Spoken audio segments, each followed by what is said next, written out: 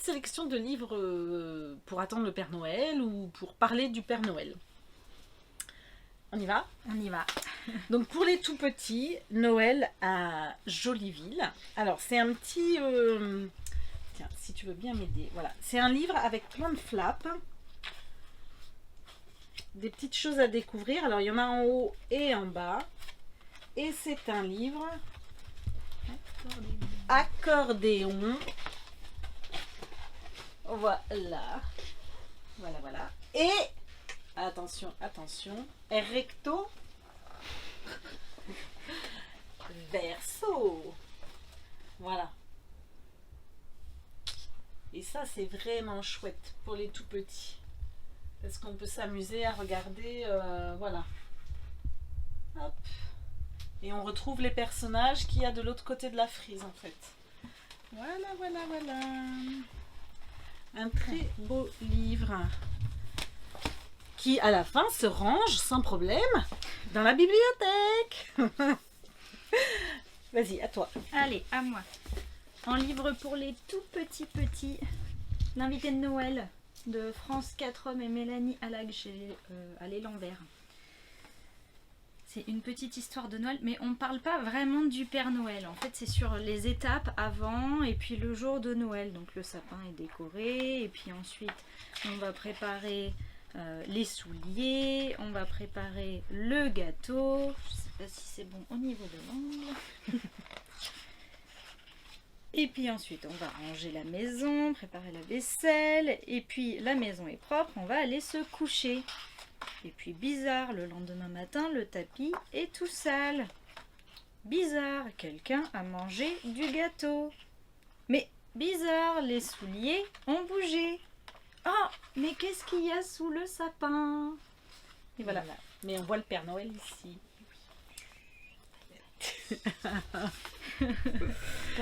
Voilà. Alors ensuite, toujours pour les plus jeunes, Gaga Noël. Alors, je vous avoue qu'au début, le titre, je me suis dit, Gaga Noël. Et puis en fait, le Père Noël, il se sent très vieux, tout fripé, tout fatigué. Il a l'impression d'être au bout du rouleau. Et donc, il va faire quelque chose qu'il avait rarement fait. Enfin voilà, il a mal au dos, il a mal partout, il pense qu'il ne va pas réussir. Et donc, il fait intervenir la magie de Noël pour reprendre un petit coup de jeune. Sauf que ça marche tellement bien, qu'il redevient tout petit. Et du coup, ça va pas du tout. Donc, les lutins sont assez effrayés parce qu'il ne sait plus conduire les rennes, il ne sait plus distribuer les cadeaux, il ne sait plus lire la liste du Père Noël. Enfin, c'est une vraie catastrophe, quoi. Donc, voilà. Donc, bon, le Père Noël aussi est catastrophé parce qu'il se rend bien compte que ça va pas bien se passer. Et donc, il fait tous ses efforts pour réussir à redire Noël.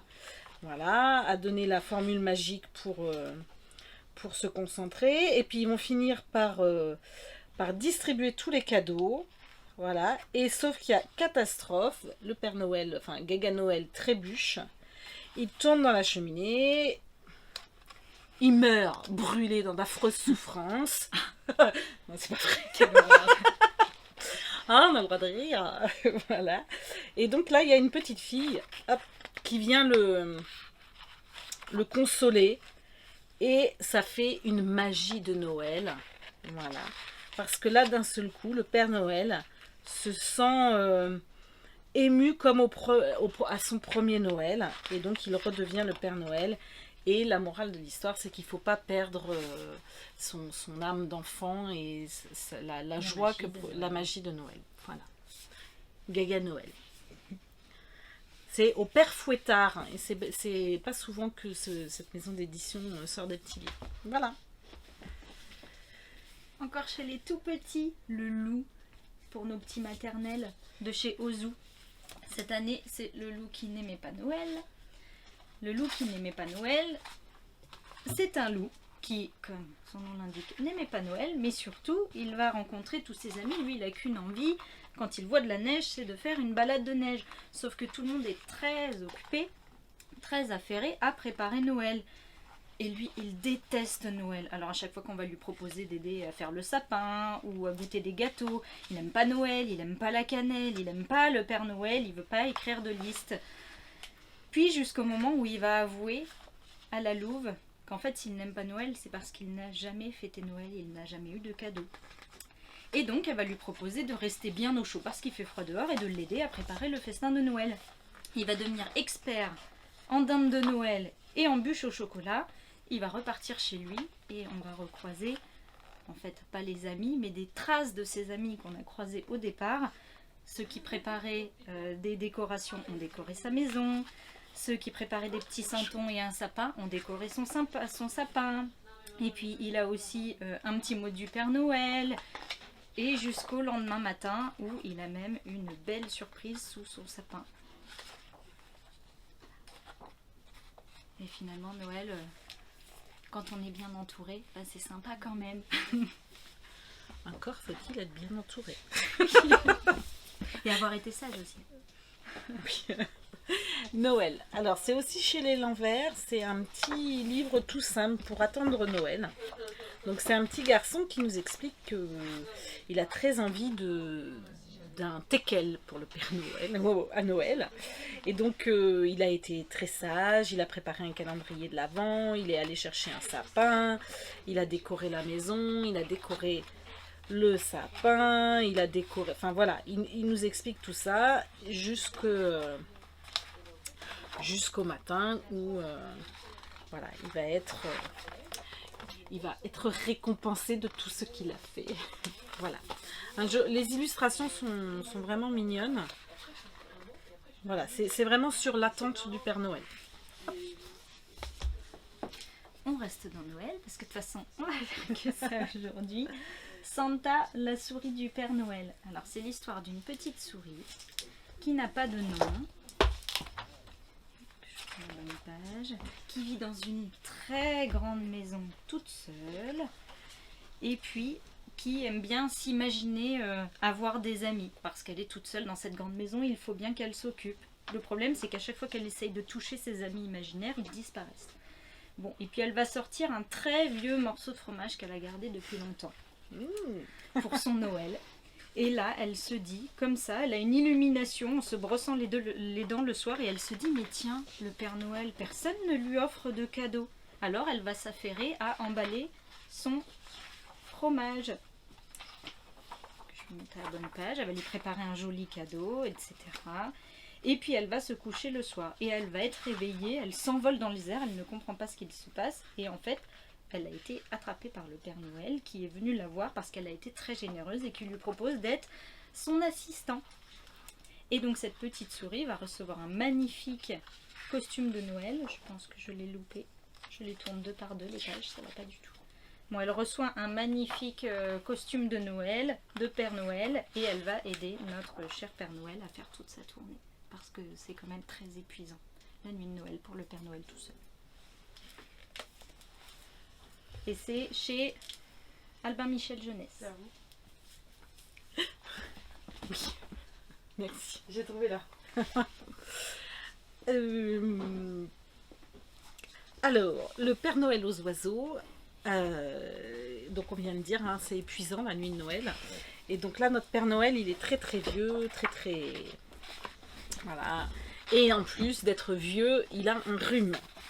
Et il s'endort dans les maisons qu'il visite. Et donc ça va pas du tout. Donc les reines essayent de le réveiller. Et en fait, les oiseaux vont l'aider.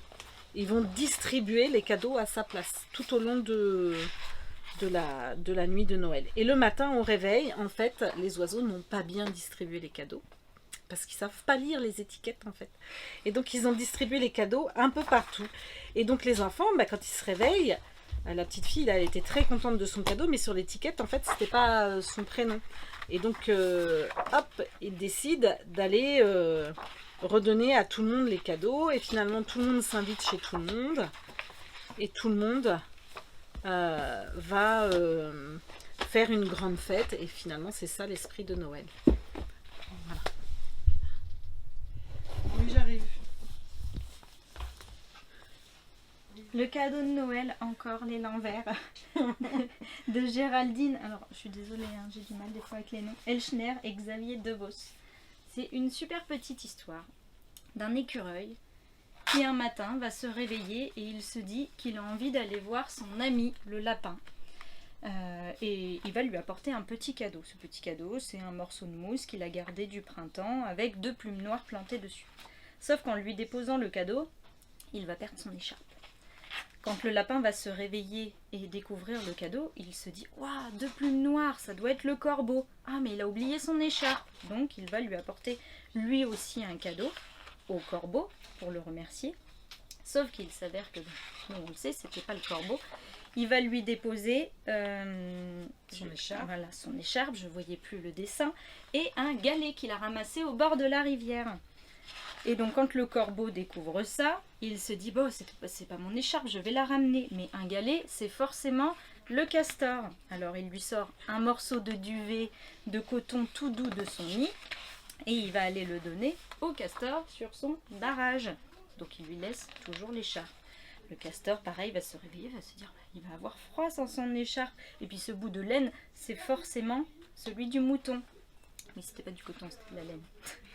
Et donc il le dépose, et puis le mouton, quand il va se lever et découvrir cette petite noisette que lui a offert le castor avec cette écharpe, il va ramener la noisette à l'écureuil en se disant c'est lui qui a dû me la déposer avec mon écharpe.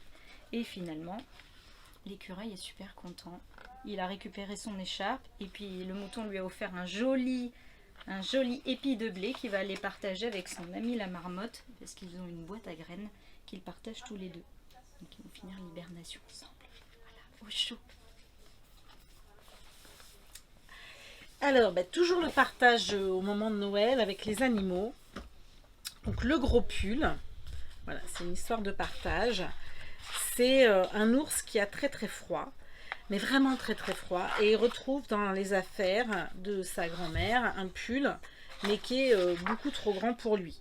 Et donc il va le réajuster et du coup il lui reste de la laine et il va l'offrir au blaireau qui va s'en faire une écharpe, je crois, enfin je sais, non, des jambières, et il lui reste de la laine qu'il offre, que le blaireau offre au hérisson. Le hérisson fait des couvertures pour ses petits, mais il lui reste de la laine. Il va l'offrir à la souris. La souris se fait des petites mitaines, mais il lui reste encore un tout petit peu de laine.